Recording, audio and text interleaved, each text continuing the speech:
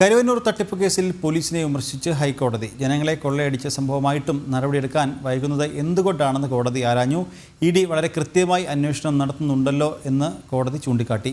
ഇങ്ങനെ പോയാൽ case CBI കൈമാറേണ്ടി വരുമെന്ന് കോടതി വ്യക്തമാക്കി. വിവരങ്ങളുമായി രേഷ്മ ബാബു ചേരുന്നുണ്ട്. രേഷ്മ, കരുവന്നൂർ തട്ടിപ്പ് കേസിൽ പോലീസിനെ രൂക്ഷമായ ഭാഷയിലാണ് കോടതി ഇപ്പോൾ വിമർശിച്ചിരിക്കുന്നത്. ജനങ്ങളെ കൊള്ളയടിച്ച സംഭവമായിട്ടും നടപടിയെടുക്കാൻ വൈകുന്നത് എന്തുകൊണ്ട് എന്നാണ് കോടതി ഇപ്പോൾ ആരാഞ്ഞിരിക്കുന്നത്, അല്ലേ?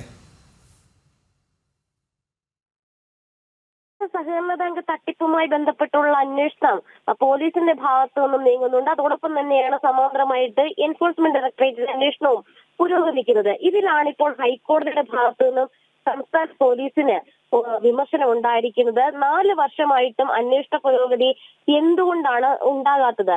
ആളുകളെ കൊള്ളയടിച്ച സംഭവമാണ് ഇത് എന്നുള്ളതായിരുന്നു ഹൈക്കോടതിയുടെ ആദ്യഘട്ടത്തിലുള്ള ചോദ്യം. എന്തുകൊണ്ടാണ് എന്നിട്ടും നടപടിയെടുക്കാൻ ഇത്ര വൈകുന്നത് എന്നായിരുന്നു സംസ്ഥാന പോലീസിനോട് ഹൈക്കോടതി ചോദ്യം ഉന്നയിച്ചത്.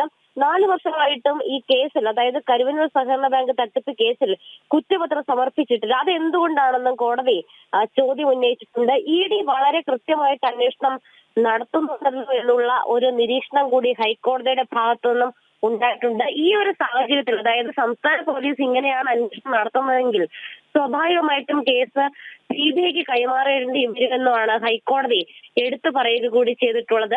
എന്തായാലും നിലവിൽ സംസ്ഥാന സർക്കാർ ഹൈക്കോടതിയിൽ മറുപടിയായിട്ട് നൽകിയിട്ടുള്ളത് കേസുമായി ബന്ധപ്പെട്ടുള്ള മുഴുവൻ രേഖകളും ഇ.ഡി. കൊണ്ടുപോയിട്ടുണ്ട്. അത് അന്വേഷണത്തിന് ഒരു വിലങ്ങുതടിയാണെന്നാണ് സംസ്ഥാന സർക്കാർ ഹൈക്കോടതിയെ അറിയിച്ചിട്ടുള്ളത്. അന്വേഷണം പൂർത്തീകരിക്കാനായിട്ട് സാധിക്കാത്തതും ഇക്കാരണം കൊണ്ടാണെന്നാണ് സംസ്ഥാന സർക്കാർ ഇന്ന് ഹൈക്കോടതിയിൽ വ്യക്തമാക്കിയിട്ടുള്ളത്. എന്തായാലും നിലവിൽ ഈ പോലീസിന്റെ അന്വേഷണം അത് വൈകുന്നു എന്ന് ചൂണ്ടിക്കാട്ടിക്കൊണ്ടുള്ള ഒരു ഹർജി പരിഗണിച്ച സമയത്താണ് എന്തുകൊണ്ടാണ് കുറ്റപത്രം ഇതുവരെ സമർപ്പിക്കാത്തതെന്ന് അടക്കമുള്ള ചോദ്യങ്ങൾ വിമർശന രൂപേണ സംസ്ഥാന പോലീസിനോട് ഹൈക്കോടതി ഉന്നയിച്ചിട്ടുള്ളത്. എന്തായാലും ഇ.ഡിയുടെ അന്വേഷണം കാര്യക്ഷമമായിട്ട് നടക്കുന്നുണ്ട് എന്നുള്ള ഒരു നിരീക്ഷണം കൂടി ഈ ഘട്ടത്തിൽ ഹൈക്കോടതി പറയുകയും ചെയ്തിട്ടുണ്ട്. നിഖിൽ.